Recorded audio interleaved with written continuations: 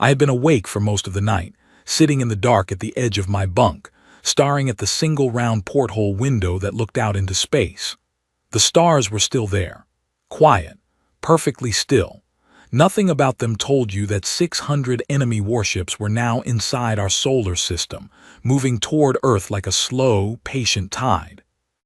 My name is Yale Osai. I am a commander in what the world believes is humanity's last line of defense. A half-broken lunar station with 42 underpowered cannons and a crew of 300 people who look, to any outside observer, like a group of frightened soldiers waiting for an order to surrender. That is exactly what we need the Vorkai to believe. I pulled on my uniform in the dark, not bothering with the lights. After 18 months of this, my hands knew where every button was. I walked down the corridor to the observation deck and stood at the wide curved window that gave the best view in the whole station. Below me, the Earth turned slowly, blue and white and quiet. From here you could not see the cities. You could not see the screens showing the Vorkai's broadcast, the one they had sent to every device on the planet 4 days ago. You could not see the faces of people watching it. But I had already seen those faces. I had watched the broadcast from this same room the morning it arrived. The Vorkai do not waste words. Their message was 64 seconds long.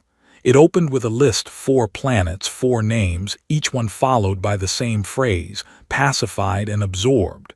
It was how they described the end of a civilization. Not destroyed, not gone, absorbed. As if an entire species of people was simply a substance to be processed and folded into their empire. Then came the offer. Humanity had 72 hours to submit a formal declaration of surrender, broadcast on all frequencies, signed by every world government. In exchange, a portion of the human population would be permitted to survive, relocate to 2 designated moons, and serve the empire in administrative roles. They used the word permitted the way someone might use it when speaking to a pet. If no surrender came, the process of pacification would begin. They had done this 4 times before. 4 planets, 4 civilizations. Not one of them had found a way to fight back.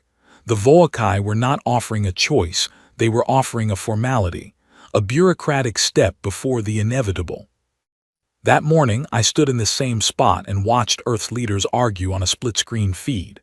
Some of them were crying. Some were very still, the way people go still when they are past fear and into something that has no name.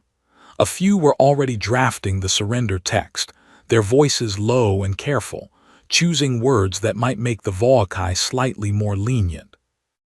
I watched all of it and I said nothing. Because I knew something none of them knew. Something almost no one alive on Earth knew. A secret that had been kept for 9 years at a cost I do not have enough words to describe. My communicator buzzed once against my wrist. I looked down at the screen. 2 words. No sender name, no coordinates, just the message clean and plain the way it had always come for 18 months whenever I needed steadying. Hold position. I closed my eyes and breathed slowly. I held the communicator against my chest for a moment. Outside the window, the Earth kept turning. Somewhere in the dark behind it, hidden so completely that not even the most sensitive Vorkai instruments had ever picked up a trace, something enormous was waiting. Let me tell you how this started. 9 years ago, I was a junior officer on a deep-range exploration vessel.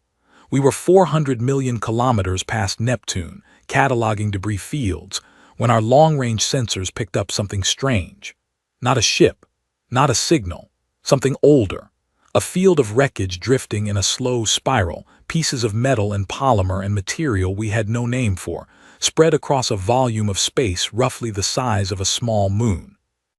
It took us 6 hours to identify what we were looking at. It was a graveyard. Someone had fought a battle here a long time ago.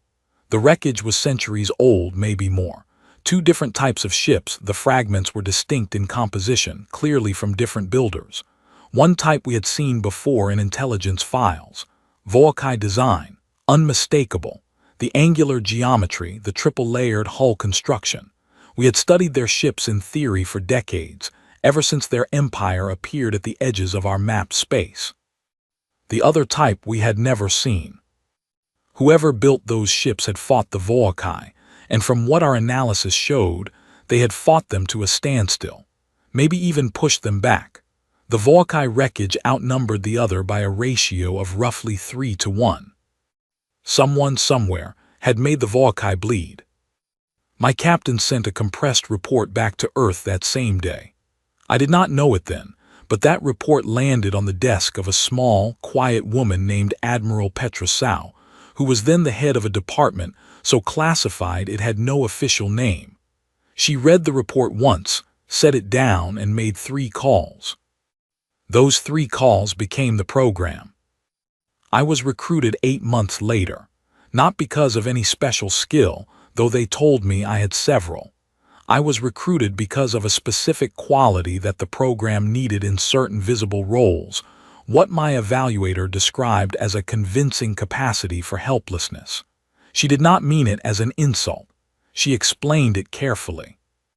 The program needed people in public-facing military positions who could perform defeat, who could look afraid on broadcasts without overacting, who could stand in front of cameras and seem like exactly what the Volkai expected humanity to be: small, disorganized, and running out of options. I was, apparently, very good at looking like I was running out of options. What I was actually doing for 18 months was feeding the Volkai a picture. Every broadcast I participated in, every scrambled emergency channel they were definitely intercepting, every piece of manufactured intelligence we allowed to leak, it all pointed to the same story. Humanity was unprepared. Humanity was frightened. Humanity's military was fragmented, underfunded, and dependent on outdated technology. Every single word of it was a lie. I had never been inside Titan Station. I had never seen what was built there.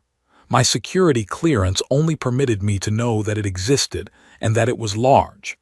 The 2 words on my communicator hold position came from someone at the center of it, someone who watched my transmissions and decided when to remind me that I was not alone. Standing at the observation window, watching the Earth turn below me, I thought about the 72-hour clock that was now running. The Volkai's 600 ships were moving in a formation they called a glory column, a long, dense parade line designed to be visible, designed to be terrifying. They wanted every human sensor, every satellite camera, every frightened face pressed to a telescope to see them coming. They wanted the weight of their arrival to do half the work before a single weapon fired. They were very good at this. They had done it before. But they had never done it here. I pressed my forehead lightly against the cool glass of the observation window and looked at the stars. Somewhere out there, past the visible dark, past every sensor the Volkai had positioned in this system, 4,100 human warships were holding perfectly still in the silence. They had been still for a long time, patient in a way that I sometimes struggled to understand because I was out here in the light, performing surrender, and they were in the dark, holding. A junior officer appeared at the door of the observation deck. Young, maybe 23. His name was Corporal Owen Clark, and he had been on the station for 11 months. He did not know about Titan Station. He believed completely and sincerely that this station was humanity's real last defense. I could see it in the way he carried himself, the careful, compressed tension of a person who has accepted that they will probably not survive what is coming, and has decided to be steady about it anyway.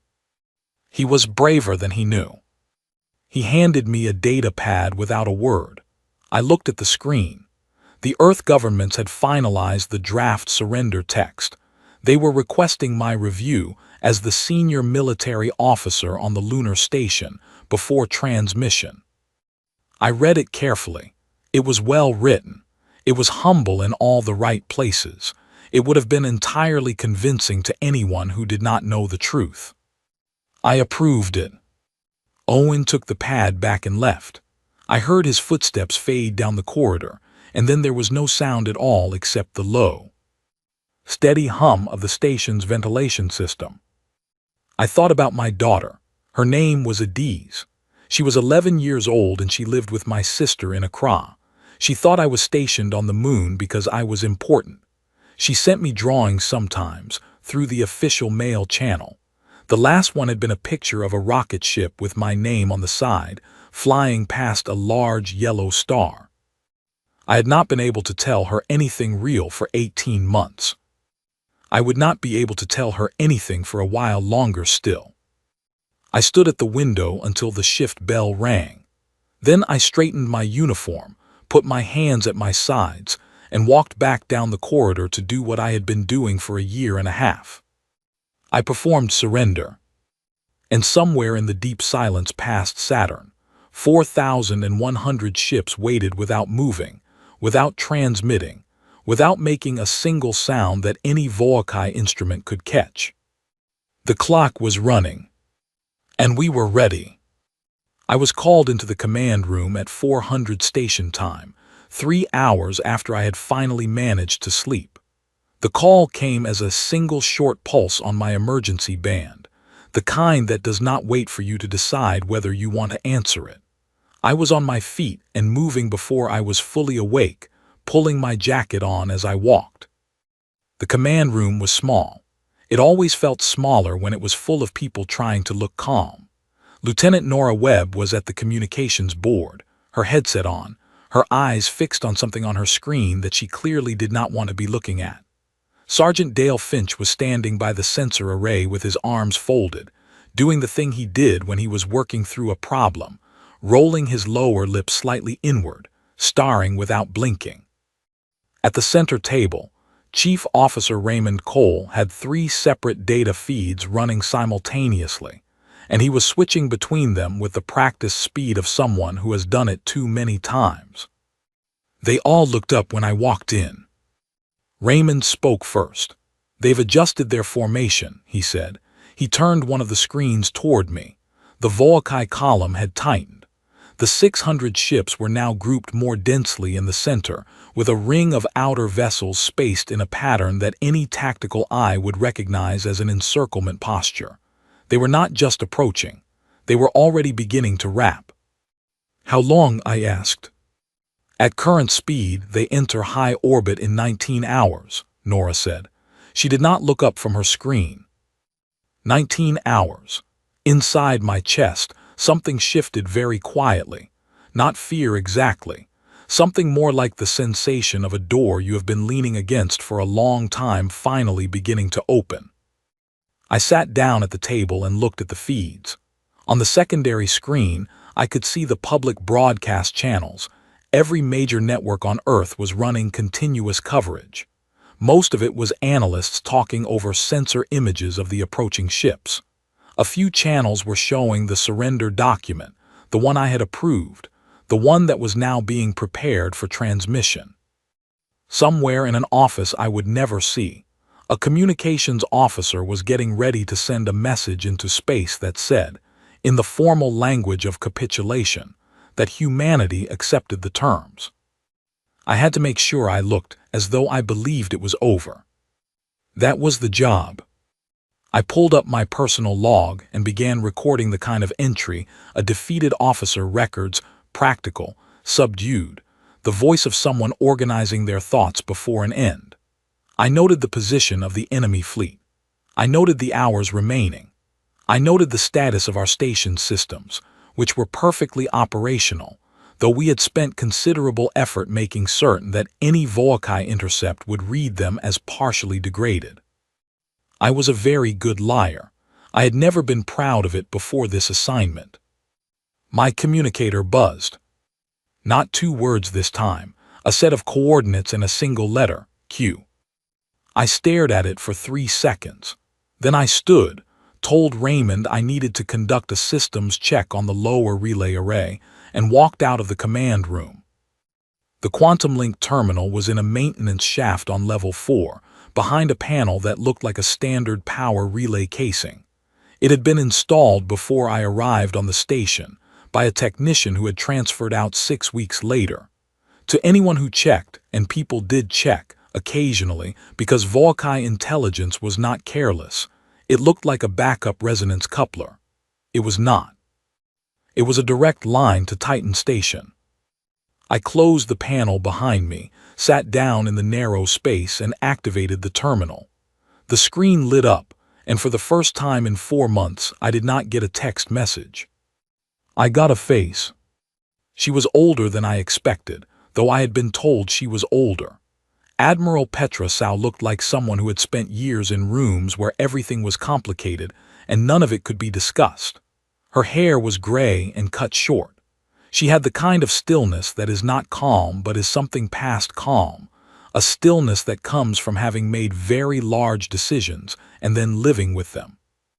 "Commander Osai," she said. Her voice was clear even through the compressed link. "How are you holding up?" "I'm operational," I said. She gave me a brief look that suggested she had heard that answer before and found it only partly useful. "Good. I'm going to tell you something now that I need you to absorb without reacting visibly. You are likely being passively observed on their optical sensors. Keep your face even." "Understood." She paused for exactly 1 second. "We are moving to Readiness Stage 4. All 4,100 ships are now fully armed and positioned. The formation is complete. We have been at holding depth for 62 hours with 0 signal leakage detected." I kept my face still. I want to explain what that number meant to me. 4,100 ships. I had known the number in the abstract. It was part of the briefing I had received 18 months ago, a number in a document that I had read in a room that was then immediately locked. But hearing it spoken aloud, in a quiet voice, in a maintenance shaft on a lunar station, while 600 enemy ships moved toward Earth, the number became real in a way it had never quite been before. We outnumbered them, not slightly, not narrowly. We outnumbered them by nearly 7 to 1. "I want to tell you how we got here," Petra said, "because you have been carrying this from the outside, and you deserve to know what you've been protecting." She turned her screen slightly, and a slow image feed began to accompany her words. Long corridors carved from stone, lit by rows of overhead lights, full of ships. Full of ships. The program had begun 9 years ago in a cavern inside Titan that no satellite had imaged and no probe had been permitted to approach. It had started with 17 engineers, a fabrication algorithm, and a set of designs based on the wreckage I had helped find in the debris field past Neptune. Those designs had been studied, reverse-engineered, improved, and made human. The ships that came from that process were not copies of the ancient vessels we found. They were something new. Something built by a species that had spent its entire history solving problems it was not supposed to be able to solve. The power source came first. A young engineer from Lagos named Callum Briggs had spent 14 months working on the phase cloak energy problem.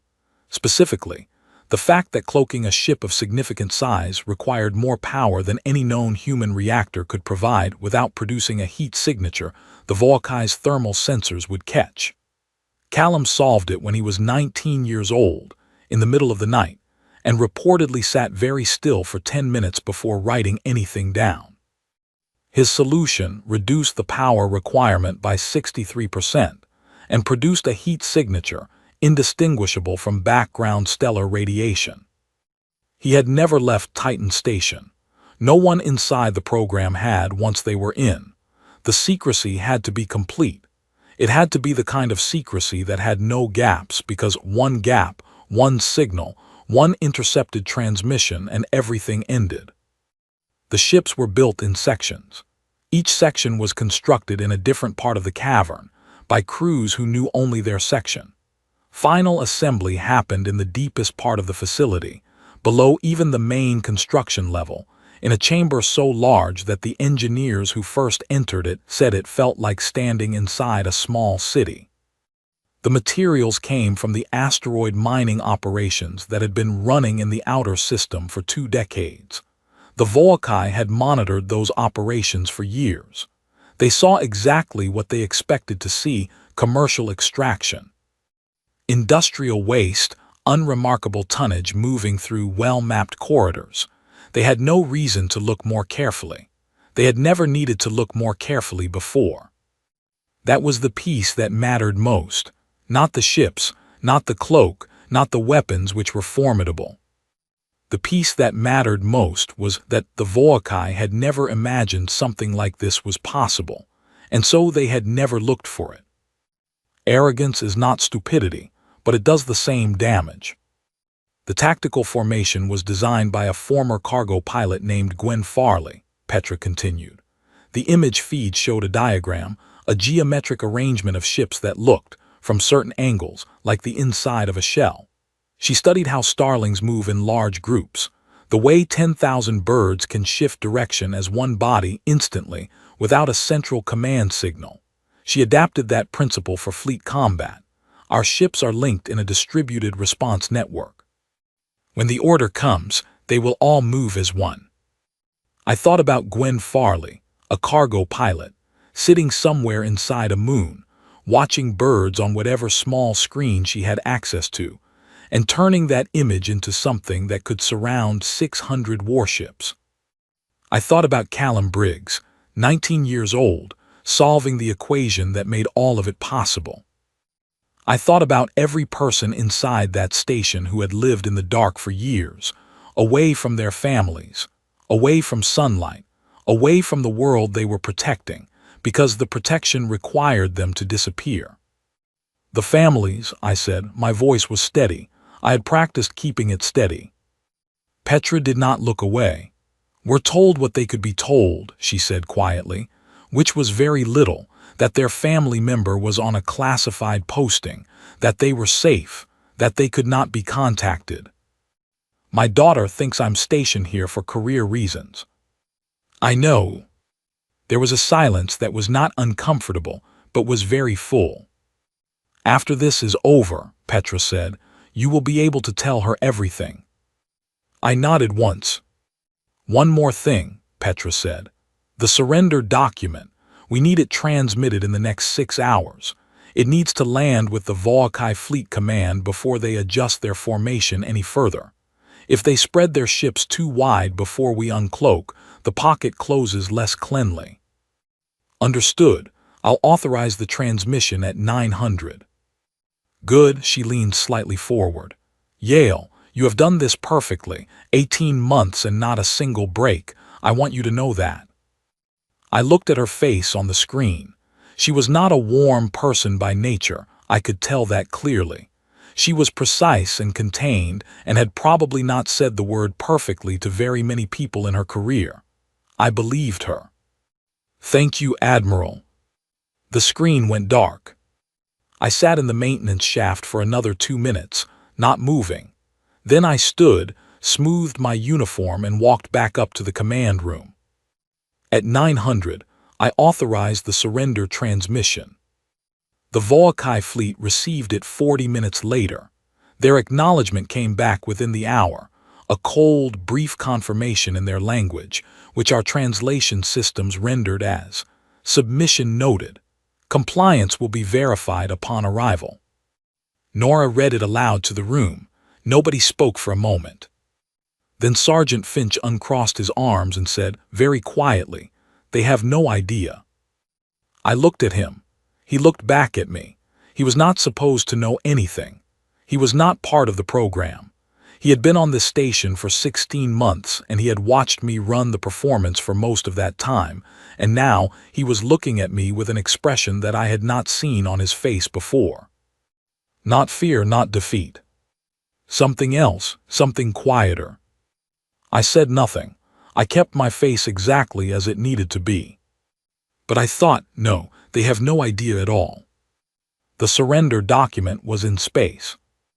It was moving at the speed of light towards 600 ships that had already begun their final approach to Earth, and there was no taking it back. That was fine. We did not want to take it back. Every word of it had been written to be read by the Volcae and to make them comfortable, to let them settle into the certainty that this was proceeding exactly as it always had. I stood on the observation deck again, later that evening, and watched the sensor feed that showed the enemy formation.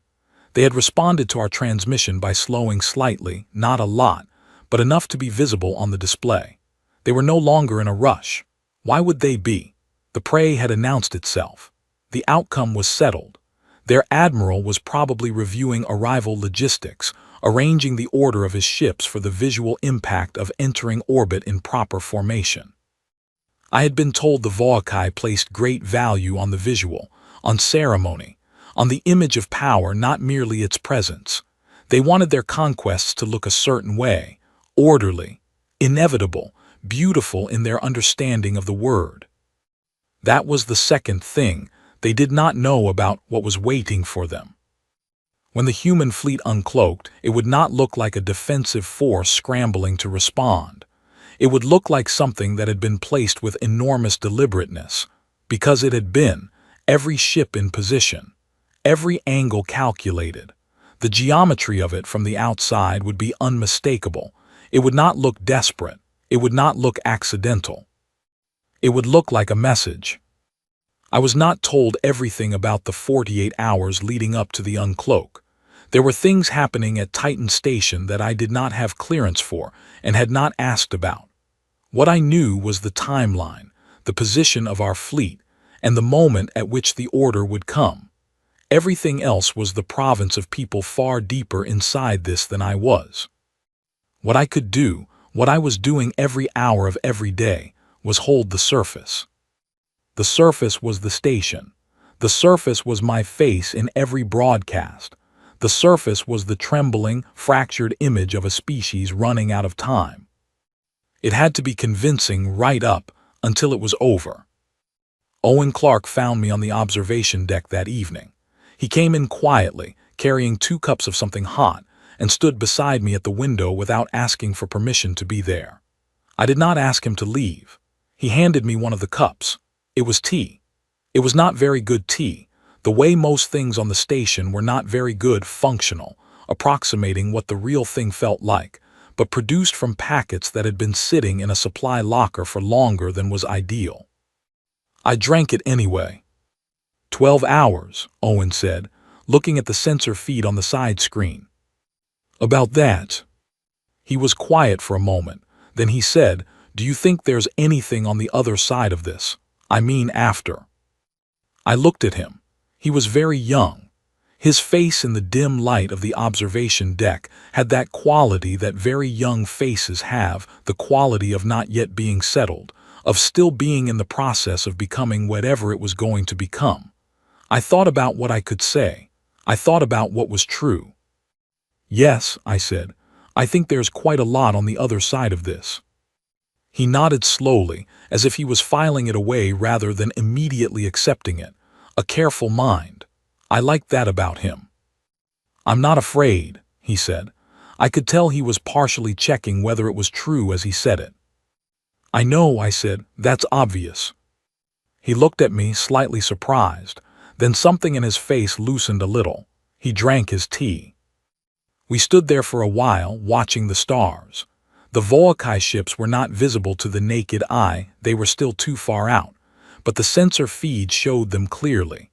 A dense moving shape, 600 points of light drawn together in a column, moving steadily toward us. Behind them, invisible to every instrument they had, 4,100 other lights were holding perfectly still. I had been told early in the program that the hardest part of the operation would not be the engineering.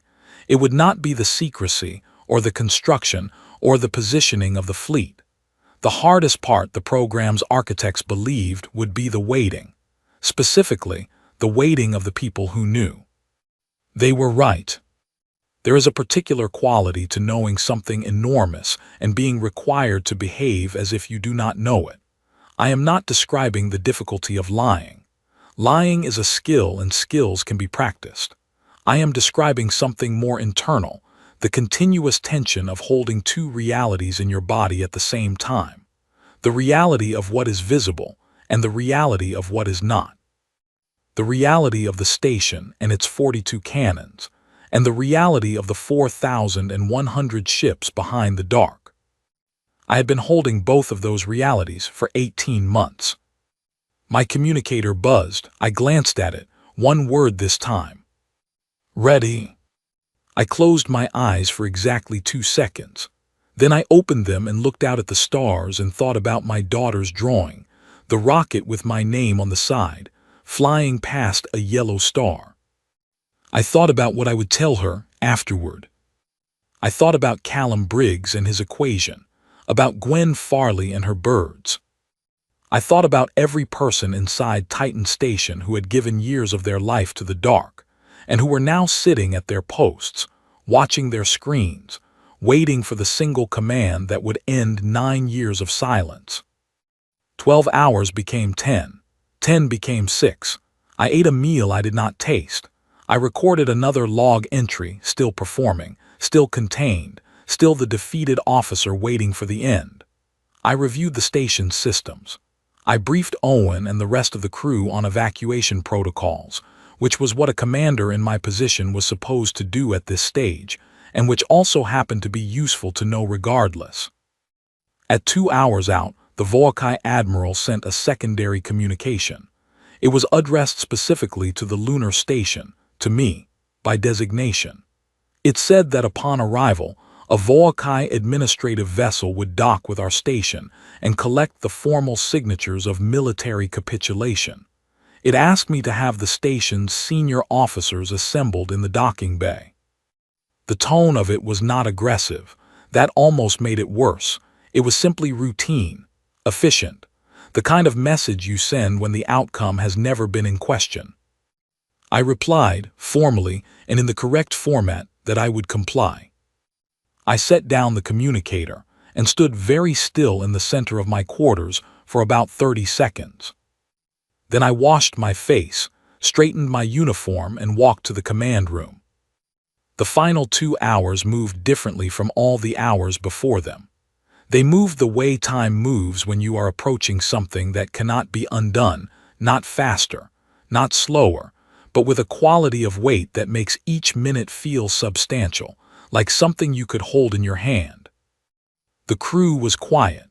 They were all doing their jobs with the careful precision of people who have decided to be professional about whatever comes next. I was proud of them. I was proud of them in a way I could not express, because expressing it would have required explaining things I was not permitted to explain. At 30 minutes out, the Volkai formation came within visual range. Not the naked eye, but the station's enhanced optical system put them on the main screen, and for the first time, we were looking at them not as sensor points but as actual ships. 600 of them. The scale was difficult to process.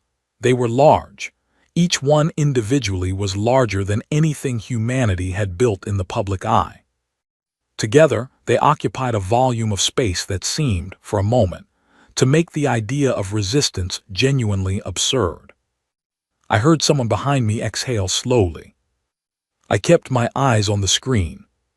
Somewhere behind the dark, 4,100 ships were watching the same image on their own screens, and not one of them moved, and not one of them made a sound. At 15 minutes out, my communicator buzzed a final time. No words this time, just a tone, a specific pattern of 3 short pulses, 1 long, 2 short. Admiral Petrosau, inside Titan Station, had just given the order to Admiral Sione Tafa to begin final uncloak sequence. I breathed in slowly through my nose. I breathed out through my mouth. The Volkai were 15 minutes from orbit. They had never lost before. They had never been where they were right now, inside a trap so patient, so perfectly constructed, that they had walked into it while completely certain they were the ones in control. I thought about the word arrogance. I thought about how it was not that different from confidence when you had never had a reason to doubt yourself. The Volkai were not foolish. They were experienced. They had done this many times. They had looked at humanity and seen exactly what they expected to see, the same pattern they had seen before on 4 other worlds. Unprepared, disorganized, small. The reason they were wrong was not that they had looked carelessly. The reason they were wrong was that we had shown them exactly what we needed them to see. 15 minutes. The command room was very quiet. The sensor feed showed the Volkai ships spreading slightly as they approached, moving into their arrival formation, the visual arrangement they preferred for entering a new system's inner orbit. They wanted it to look a certain way. Orderly, inevitable. I watched them moving into position, and I thought about what it was going to look like in 14 minutes. What they were going to see, all at once, with no warning and no precedent and no protocol for any of it. I thought about the 31 seconds of silence that our analysts had predicted.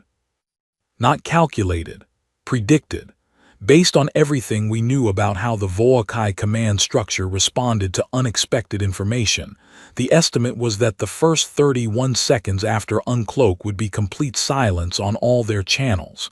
Not communication, not orders, not the fast tactical traffic of a fleet responding to a threat. Just silence.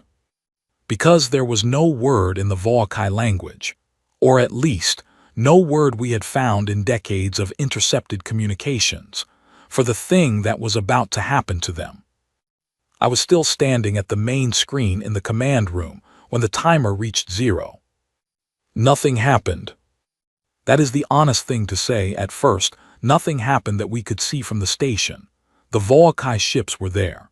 The space around them looked exactly as it had looked 10 seconds before. The sensor feed showed their formation, their spread, their approach angle. Nora was watching the communication bands. Dale was at the sensor array. Raymond had both hands flat on the edge of the center table, very still. I was watching the clock on the secondary screen. Then the feed changed.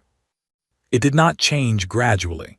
It changed all at once, the way a room changes when someone throws a switch for the lights. One moment the space around the Volkai formation was empty. The next moment it was not. 4,100 ships appeared in the same instant. I want to be careful about how I describe this, because anything I say will be inadequate. The word appeared does not carry what it needs to carry. The word simultaneous is true but does not give you the weight of it. What I can tell you is what it looked like on the screen. A field of light that had not been there, now was. Surrounding the Volkai formation on every side, above and below, flanking them at every angle, filling the space between them and Earth, filling the space behind them, filling every corridor of the geometric pocket that Gwen Farley had designed. Our ships were not moving. They were simply there, like they had always been there, like the dark had peeled back to reveal something it had been keeping. 4,100 lights. On the sensor feed, the Volkai formation reacted, or more precisely, it did not react. That was the thing. That was the 31 seconds the analysts had predicted. Every Volkai ship stopped. Not changed course, not raised shields, not began the rapid targeting sequence that their combat doctrine called for in a contact scenario. They simply stopped, as if someone had paused the whole formation, as if the collective mind of 600 ships, looking at what was surrounding them, had reached simultaneously for a response and found nothing there. Nora said, very quietly, "Their communication channels have gone silent." I nodded. "All of them," she added. Sergeant Finch made a sound, not a word, just a sound, the kind you make when you have been holding something in for a very long time and a small amount of it escapes. I watched the screen. I watched the Volkai ship sitting still in the middle of a formation that had closed around them like a fist. I watched our fleet, motionless, quiet, simply present in a way that required no explanation. On the side screen I could see the Volkai's external broadcast channel, the one they used for official transmissions, the one that had delivered the ultimatum 4 days ago. It was open but empty, not transmitting. The 31 seconds passed. At 32 seconds, a voice came through on the Volkai tactical channel. Our translation system converted it in real time, the words appearing on the lower band of the main screen. "What is this?" Not a question exactly. 3 words with no tone of inquiry, no upward inflection. Just 3 words trying to process an input that had no prior category. Admiral Sayoni Tafa's voice came across the human fleet channel a moment later. I had heard recordings of him. He had a deep, even voice, the voice of someone who was never in a hurry because he had never needed to be. He had commanded the Titan Station fleet for 6 years. He had trained them, organized them, believed in them through the years when the timetable slipped and the program nearly ended twice, and the sheer difficulty of doing something that had never been done before weighed on everyone. All fleet, this is Admiral Tafa. Hold position. No firing. Maintain formation. Then on the open hailing frequency, the one that the Volkai used, the one that translated cleanly in both directions, he spoke again. Volkai Fleet Command, you broadcast your ultimatum in 900 languages. I am choosing one. My name is Admiral Sayoni Tafa. I am speaking to you on behalf of Earth and all of its people. You are currently surrounded by 4,100 human warships. Every ship in your formation is within targeting range of multiple vessels. You have no path out of this pocket that is not covered. I want to be very clear about what I am telling you. We are not asking you to fight. We are asking you to understand what you are looking at. Silence on the Volkai channel. On the station, nobody moved. I was aware of my own breathing. I was aware of the hum of the ventilation. I was aware of the fact that Owen Clark was standing very still at the edge of the room, and that his face had changed completely from the young, contained, careful expression it had worn for months. He looked like someone watching something he would tell people about for the rest of his life. 3 of the Volkai ships, on the outer edge of the formation, broke position. They moved fast. Volkai vessels were fast, faster than most human ships in a straight line, and these 3 clearly had an exit vector picked out, a gap they thought they had found in the formation. They drove hard toward it. 6 human ships responded. Not aggressively, not with weapons fire. They moved into the path of the 3 Volkai vessels and positioned themselves as obstacles, and then from 2 angles, 2 of our craft fired, short, precise, targeted pulses that struck the drives of all 3 Volkai ships and shut them down without breaching the hull, without causing any structural harm, without doing anything except stopping them exactly where they were. It took 11 seconds. On the Volkai channel, the 3-word statement had been replaced by a great deal of traffic that our translation systems were rendering in fast-moving text across the bottom of my screen. I caught pieces of it. The word impossible appeared in multiple forms. The phrase no sensor contact prior to appeared. There was a question, from what seemed to be a senior officer, about whether this was a fabricated projection, whether the ships were real or some kind of visual deception. Then Admiral Tafa's voice again, calm and unhurried. They are real, all 4,100 of them. Everyone is crewed, everyone is armed. You may take as much time as you need to confirm this. We are not going anywhere. I found that last line remarkable. We are not going anywhere. The quiet certainty of it. The complete absence of aggression because aggression was not needed. It was simply a statement of fact, and the fact was enough. On our station's board, Nora was cycling through the Volkai broadcast frequencies. The external channel, the one that had delivered the ultimatum to every human device on the planet 4 days ago, flickered. Then it activated. The Volkai, intentionally or not, had left their wideband transmission system open. What was happening in the space around Earth was now visible to every receiver in the system that could pick up the Volkai broadcast band, which meant anyone in the surrounding space who was listening. And there were others. We knew there were others. The Volkai did not operate in isolation, and neither did several other civilizations who had been watching human space with varying degrees of interest and wariness for decades, was seeing this. 4,100 human ships, surrounding 600 Volkai vessels. Not a single weapon discharged in offense.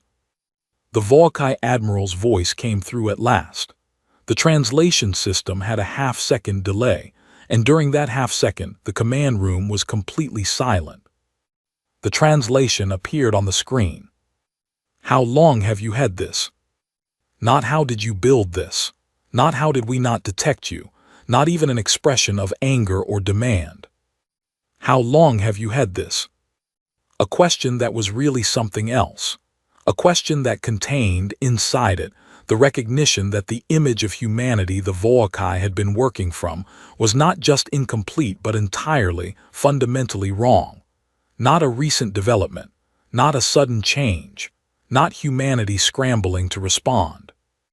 A question that was beginning to understand that it had been kept outside a room that was much larger and much older than it had suspected. I thought about how to answer that question. Not because it was my answer to give, it was Tafa's, and he would give it properly. But I thought about the answer. 9 years. 9 years of silence and dark and patience and sacrifice. 9 years of families waiting without knowing why. 9 years of engineers who never saw the sun, of pilots who trained in caverns, of a 19-year-old from Lagos who solved an equation in the middle of the night and changed what was possible.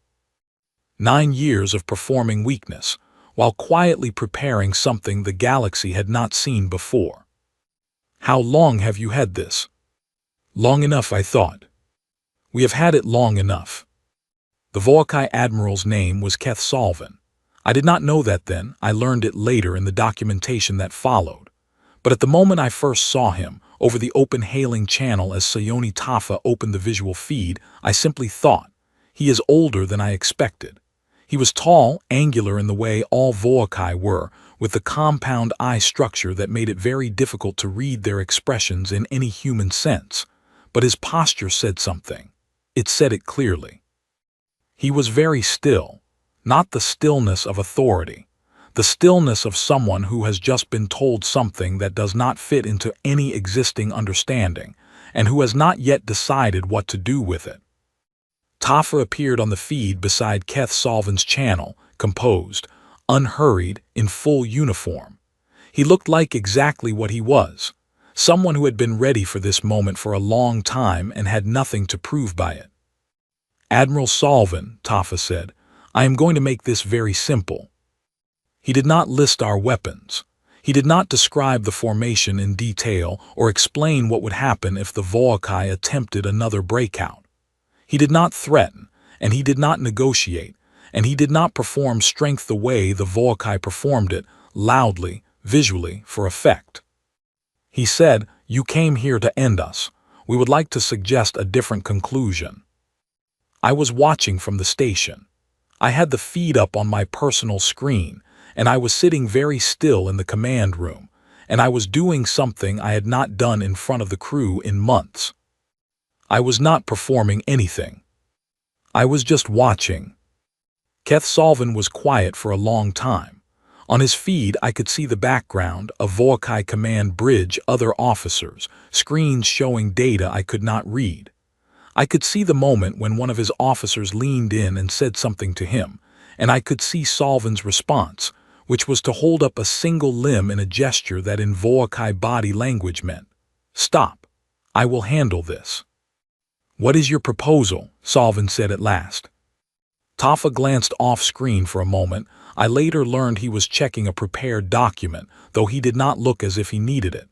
Your fleet departs this system under its own power, with full crew and equipment intact. In exchange, you carry a message back to your empire. The message is this: humanity has been assessed, and the assessment was incorrect. We ask that a period of non-engagement be formally observed, during which time a delegation from both sides may meet to discuss terms of coexistence. Solvin's posture changed, not dramatically. A slight adjustment in the set of his shoulders, a fractional movement in the angle of his head. But I had spent enough time studying Volcae command footage over 18 months to recognize what it meant. He had expected something else. He had expected, if he was being honest with himself, and I believe he was, in that moment, demands, retribution, some form of reversal that matched the scale of what he had just experienced. He had expected humanity to do what the Volcae would have done, which was to use this position to extract maximum cost. He had not expected an offer that let him leave. "You are not demanding restitution," Solvin said. It came out somewhere between a statement and a question. "We are demanding recognition," Tafa said. "That is all." Another long silence. I thought about the 4 worlds the Volcae had absorbed. I thought about the civilizations that no longer existed in the form they once had. I thought about whether letting this fleet leave was right. It was not a simple thought. I had been carrying it, actually, since I first understood what the plan was, that the goal was not to destroy the Volcae fleet, but to demonstrate, and to give them the opportunity to carry that demonstration home. I understood why. If you reduce an empire's fleet to debris in its first encounter with a new power, you do not end the conflict. You begin a different, longer, more costly one. The Volcae had resources we could not fully map, supply lines we did not control, a home system we had not reached. Destroying the 600 ships in this pocket would make us victorious in this moment and exposed in the next. But showing them what we had, showing them completely, unmistakably, in a way they could not explain away, and then letting them leave to tell the story. That was a different kind of message. It was a message that would travel farther than any weapon could reach. On the Volcae broadcast channel, which was still open, which was still transmitting to every receiver within range, the image was steady. 4,100 human ships in perfect formation, motionless, surrounding 600 vessels that had come here expecting nothing and found everything. I thought about who else was watching. I thought about the other civilizations who had taken notes on the Volcae's expansion and quietly recalibrated their own risk assessments every time a new world fell. I thought about the ones who had looked at humanity and arrived at the same conclusion the Volcae had: small, disorganized, unlikely to last. I thought about what those civilizations were doing right now. Cathsolvin made his decision. "We will carry your message," he said.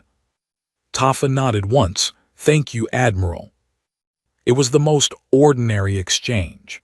The whole thing, the end of the immediate threat to Earth, the conclusion of 9 years of secrecy and sacrifice and silence, the moment at which the balance of something enormous quietly shifted. It came down to 4 sentences and a nod. I had expected to feel more. I want to be honest about that. I had expected relief, or something like triumph, or the release of a tension that had been building for so long it had become structural, a part of me rather than a state I was in. What I felt was quieter than any of that. I felt the way you feel when you put down something heavy that you have been carrying so long you forgot it was heavy. Not the absence of the weight so much as the first clear awareness of how present it had always been. Raymond Cole made a sound at the center table, a single exhale, controlled, like someone who had been holding their breath for a while and had finally decided it was safe to stop. Nora turned from her communications board and looked at me. Her expression was a question. I nodded. She turned back to her board and I watched her shoulders drop. Just slightly, just for a second before she straightened again and went back to monitoring the channels. Owen Clark was standing at the edge of the room, and he was not making any effort to look controlled. He was 23 years old, and he had spent 11 months on a lunar station performing the end of humanity, alongside a commander who had never told him the truth. And now 4,100 human ships were uncloaking in real time on his screen, and his face was doing everything that faces do, when the thing they were afraid of turns out to have been the wrong thing to fear. I walked over to him. He looked at me, he opened his mouth, he closed it, then he said, "You knew." "Yes," I said. "The whole time." "Yes." He stared at me for a moment. Then he looked back at the screen, at the formation, at the scale of what was parting to let the Volcae fleet pass. He shook his head very slightly, not in disbelief, but in something that had no clean name. I left him there and went to my quarters. I sat down at my desk and opened the personal log I had been keeping for 18 months. The fake one, the performed one, the one I had been recording for HFY Intercept. I closed it. I opened a different file, the one I had been writing to my daughter in the quiet of my quarters late at night, when the performance was over for the day and I was just myself. I had started it the first week of the assignment. I had written it in small pieces, not every day but often. What I saw, what I thought about, what I had given up and why, what I hoped she would understand when she was old enough to read it. It was not a short file. I read the last entry I had made, 3 days before the HFY ultimatum arrived. I had written about the stars through the porthole, about how strange it was to look at a sky that contained something enormous and secret and not be able to point at it, about how Adiz had sent me a drawing of a rocket, and I had held my communicator against my chest and thought about her voice, which I had not heard in 6 months. I added one more line to the file. Then I opened the transmission system, entered her address, my sister's home in Accra, a location I could picture perfectly even after 18 months away, and I sent it. The whole file, all 18 months of it. It would take time to reach her. It would take more time for her to read it. It would take longer still for her to understand all of it. But the transmission was moving now, at the speed of light, toward a small house in a city on a blue planet that was still turning slowly below me, still blue and white and quiet. I put my hands flat on the desk and sat still for a moment. Outside, the HFY fleet was leaving. I knew it without looking. Nora would call me if anything changed. They were moving away from Earth, through the corridor in our formation that Tafa had opened for them, back out toward the edge of the system, and whatever journey home looked like from their side of this. As they went, the broadcast channel was still open. The image it was carrying, the one that had been transmitting to every receiver in range for the past several hours, was the image of our fleet parting. 4,100 ships opening a path, not triumphant in the loud way, not arranged for effect, simply present and then receding, and then leaving the space where an invasion had almost happened, looking exactly like space, clear and open and belonging to itself. I thought about who was watching. I thought about what they were learning. I thought about the small adjustments that were happening right now, in offices and command rooms and council chambers across systems I had never visited and would never visit. The quiet recalibration of risk assessments, the careful revision of assumptions, the moment when someone who had considered humanity a manageable presence in the galaxy sat forward slightly and said to whoever was beside them, "We need to revisit this." We had not fired a single shot in offense. We had not destroyed a single ship. We had simply appeared in a number and arrangement that could not be misread, and then we had offered terms that were reasonable, and then we had let the evidence carry itself to wherever it needed to go. I sat at my desk for a long time. Eventually, I picked up my communicator and sent a short message to Admiral Petrosau. It said, "Standing by for reassignment." Her reply came 20 minutes later.